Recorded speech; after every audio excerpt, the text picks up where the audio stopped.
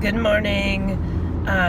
This is day 8 of my OMAD journey, and let's see, the last time I talked or recorded was on Friday, which was before my anniversary weekend. So I think that I had some good and bad things on my weekend. I definitely learned some lessons, and I was naughty this weekend. My husband had a gig on Saturday night. I was good all day Saturday.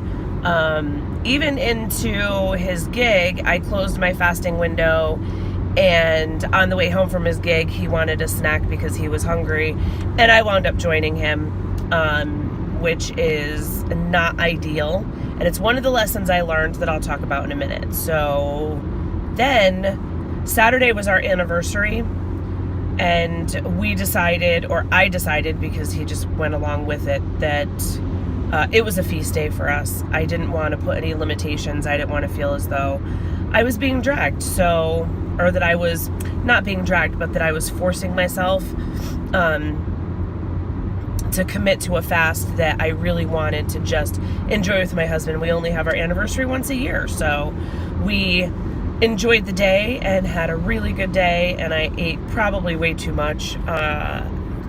Definitely noticed that.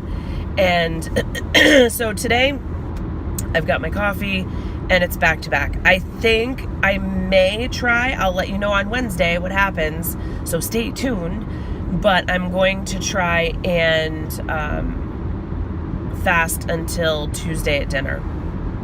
We'll see how it goes. I'm going to listen to my body, and if I really am hungry, I may have dinner tonight, but I'm going to try not to until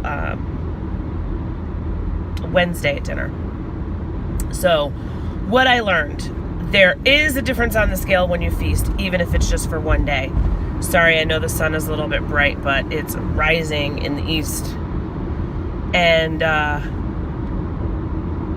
yeah, there will be a difference on the scale if you feast, and you have to be prepared for that. I think that one of the things I need to get into my own head is my husband and I do everything together, which is really awesome. However, we're really good at leading each other down a rabbit hole. So what I have to do is I have to legit be of my own mind and say, after his gig, you know, if you need a snack, honey, you just played for 3 hours and you were sweating, and go ahead and have yourself a snack. Your eating window is just longer for today, and I'm good because my eating window closed and I really didn't need it. Did I need that snack? No. Did it taste really good? Hells yeah, it did. But I didn't need it. Then what I need to do is, what I found is, once that debauchery happened, you know, stuff gets thrown out the window. So I have to look at us as though, yes, we have a common goal that's together, but we're doing this as individuals. So what may work for him doesn't work for me, and what may satisfy him may satisfy me, or may not satisfy me, and I need to pay attention to that. Like, I went all week without artificial sweetener. He put Splenda in his coffee still. So it is what it is, and I just need to wrap my head around that. But I'm glad I'm learning these lessons in the beginning. So yes, I did have a weight gain. However, for the whole week, overall, I was down a pound because I logged my weight on Sunday.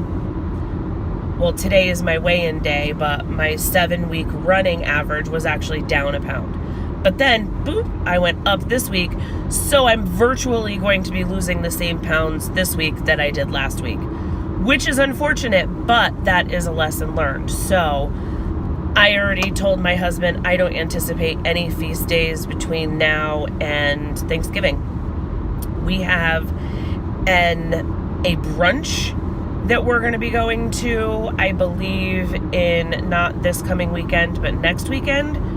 So what I'm thinking it's going to happen is I will probably bring back my eating window on Saturday. So break my fast a little bit early, but still do OMAD. Then I think what I'm going to do is more like a 16-8 for the day on Sunday, but not going off the rails, keeping it to, okay, I'm going to allow myself brunch, I'm going to break my fast.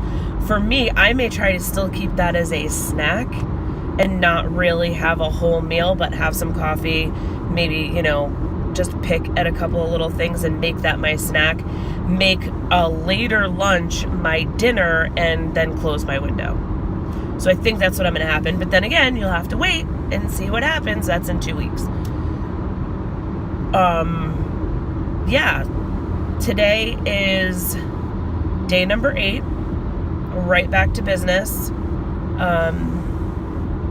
Yeah, this weekend was a really good time. But my brain is busy with thinking about how things affected me. Like, there was one meal during the week that I opened my fast with, I decided to make my husband oatmeal cookies. And I mentioned that in my last video, where I made him oatmeal cookies, and I opened my fast with an oatmeal cookie and some chips and salsa as a snack.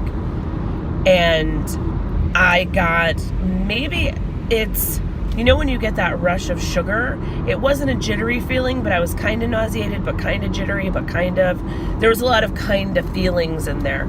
So I'm going to try to open my fast with what I've been doing. I know it sounds silly. When I'm cooking dinner, I like to pour myself a glass of wine. So I pour myself a glass of wine, which starts calories going in slow. Yes, there's alcohol to consider, but then when I go to eat the dinner that I've made, even if there are carbs in it, I don't get that jittery rush. I will try to open my fast with something small, or maybe have some cheese, or something little, not necessarily a glass of wine with every meal, but I may, who knows.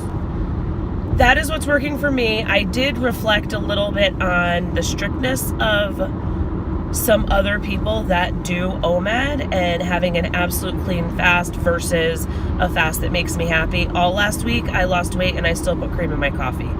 I am going to bear in mind, after listening to Dr. Fung and others, there are some that believe in an absolute clean fast, meaning you can only have water, black coffee, black tea, stuff like that. Then, like 6 Miles to Supper, she puts cream in her coffee.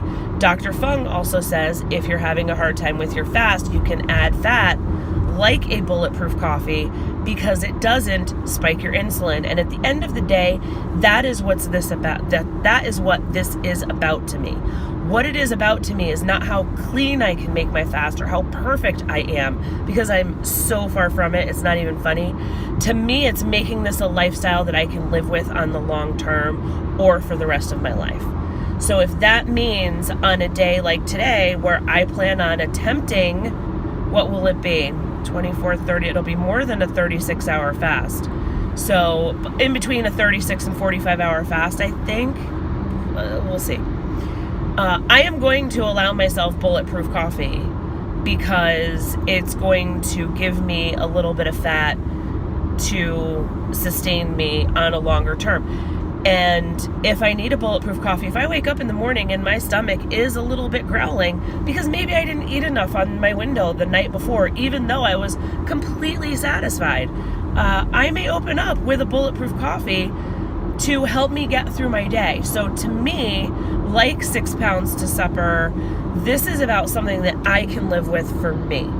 If your goal is to do things perfectly in what other people think is perfect, then you do you. Whatever, that's fine. For me, I want to make this something that both my husband and I can live with on the long term. To me, that is what's the most important. That being said, I do have bulletproof coffee this morning that I made. In this beautiful cup of joe, there is 2 tablespoons of heavy cream, 1 tablespoon of butter, and 1 tablespoon of coconut oil. And that will give me the pep in my step that I need, because the fats combined with the caffeine give you a little added push. And hopefully I'll be able to maintain my fast at least until dinner time, if not until tomorrow. I know if I make it until tomorrow morning, I for sure can get up, make another bulletproof coffee, and get through my day tomorrow, and I'll be fine. what's important to me is making up for my feasting the other day and getting back on track, because I have a larger goal in mind, which is by the time we go to NAM in January, I want to be down somewhere between 10 and 20 pounds. 20 would make my world happy, but 10 or 15 I'll be okay with. So, yeah. And I have a vacation in April, hopefully, that we're going to take, and I want to have what I feel is more of a beach body to go, because there will be a beach involved, and sun, and umbrellas, and white sand. Just saying. All right, Bulletproof Coffee, cheers. And I'm going to end this on, obviously I feasted this weekend. Do I feel guilty about it? A little bit, but I know that's an emotion I bring on myself, only because I feel that everything I do that's negative right now is a setback in my larger plan. But the larger plan is to make this part of a lifestyle that I can live with. So I am still in the learning process of that. And I hope you guys have a great day. Play nice with others. Remember to leave people better than you found them, and treat people the way they want to be treated, and just be a good person this week. And I will talk to you guys on Wednesday, or I'll talk to me again on Wednesday, because, you know, every once in a while I get someone looking, but whatevs. This is me documenting my journey, so I'm going to keep doing that. Have a great week. I will be back on Wednesday with more updates. Let's see if I can make this longer fast. Can she do it? Will she fail? What's it going to be? Anyway, have a good couple days. Peace.